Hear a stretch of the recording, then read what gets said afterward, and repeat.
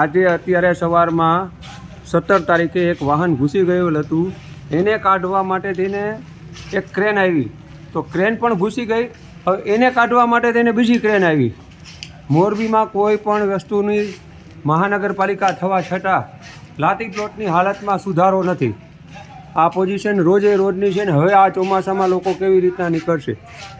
હવે તમે જુઓ, અહીંયા જે નગરપાલિકાએ ખોદેલું છે એના અંદરથી ખાડામાં અત્યારે આપણને હાલીને જતાં પણ એમ થાય કે બધા અવાજ કરે છે કે બચો બચો. આ પોઝિશન છે મોરબીના રસ્તાની, રોડ રસ્તાની. આમાં મોરબીના લોકો કેવી રીતના રાતી પ્લોટમાંથી પસાર થઈ શકે? આ બધાયમાં મોટા મોટા ખાબજા જો, આ રસ્તા જુઓ, આમાં વાહન જો. આ ક્રેન આવી હતી કાઢવા માટે, આ ક્રેન પણ ખૂંચી ગયેલ છે. આ ક્રેન ખૂંચી ગયેલ છે, આ વાહન ખૂંચી ગયેલ છે. તમે ખાલી આ પાણીના ભૂવા જુઓ. આ મેઇન રોડ છે 2 નંબરનો લાતી પ્લોટનો. A ગ્રેડનો વિસ્તાર છે નગરપાલિકામાં. જંત્રીમાં પણ ગુજરાતમાં, મોરબીમાં ટોપરમાં A ગ્રેડનો વિસ્તાર છે લાતી પ્લોટ. ને એની હાલત જુઓ તમે આજે.